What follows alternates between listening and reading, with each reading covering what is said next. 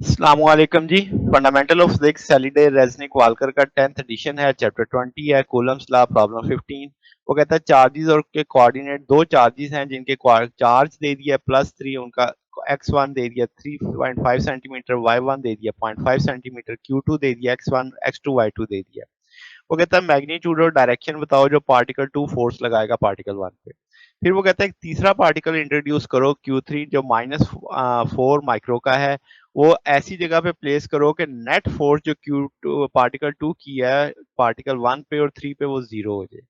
तो अब पहली सिचुएशन में तो हम पहले सादा-सादा सा मामला देखते हैं, दोनों के बीच की दूरी देख लेते हैं। तो r12 दोनों के कोऑर्डिनेट्स दिए हुए x वाला x से y वाला y से डील करेगा, तो नेट आ जाएगा 0.056, इतनी दूरी होगी दोनों के बीच में। कूलम लॉ सिंपल सिंपल लग जाएगा 1 और 2 का, तो आपके पास 1 का चार्ज भी है, 2 का चार्ज भी है, उनके बीच की दूरी भी है, 35 न्यूटन आ जाएगा। अब अगर आप फोर्स के लिहाज से देखो, कोऑर्डिनेट्स के लिहाज से, तो वो एक के -2 और 1.5 थे, ये ना -2 था और 1.5 था।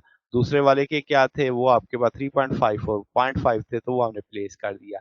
तो ये फोर्स जो है नेगेटिव से पॉजिटिव की जानिब हमने क्योंकि किस पे देखनी है, आपसे कह रहा force on particle 2 due to particle 1। अब ये पार्टिकल 1 इसको अपनी जानिब खींचेगा, तो ये आप डायरेक्शन देख सकते हैं कि भाई F21 जो डायरेक्टेड है, किसकी जानिब डायरेक्टेड है, Q1 की जानिब डायरेक्टेड है। ठीक है, और एंगल क्या बनेगा, 10.3। नेगेटिव साइन क्यों आया, क्योंकि एक्स एक्सिस के साथ नेगेटिव एक्स एक्स यानी आपके पास ये एंटी क्लॉकवाइज होना चाहिए था, ये क्लॉकवाइज एंगल आ रहा है, तो इसलिए ये -10.3 आ गया।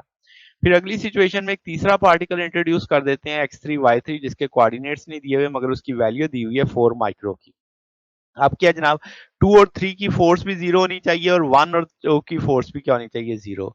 तो वो यही कह रहा है ना कि पार्टिकल Q की जो नेट फोर्स है 1 और 3 पे जीरो होनी चाहिए।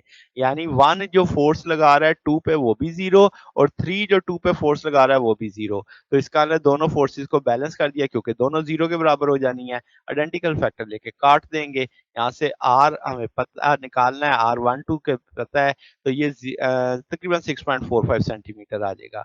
तो यहाँ से x3 अगर हम देखें तो x2 minus are cos theta, यहाँ से आप उसके कंपोनेंट बना के देख सकते हैं आर के, तो वो अब आपके पास 6.45 कॉस -10 आ जाएगा। राउंड ऑफ वैल्यू ले ली मैंने, तो ये -8.4 सेंटीमीटर आ जाएगा। सेम y3 आ जाएगा y2 माइनस आर कॉस, ये सॉरी कॉस नहीं है, ये यहाँ पे हमारे पास साइन आएगा, तो ये साइन आ जाएगा और यहाँ पे भी साइन आ जाएगा।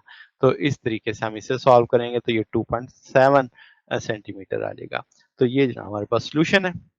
अगर आपको इसमें कोई बात पूछनी हो, डाउट हो, तो नीचे कमेंट्स में पूछ सकते हैं। वीडियो अच्छी लगी हो तो वीडियो को लाइक कीजिएगा, दोस्तों के साथ शेयर कीजिएगा, चैनल को सब्सक्राइब कर दीजिएगा। अब तक के लिए इतना ही, बाकी इंशाल्लाह नेक्स्ट देखेंगे। ओके, अल्लाह हाफिज।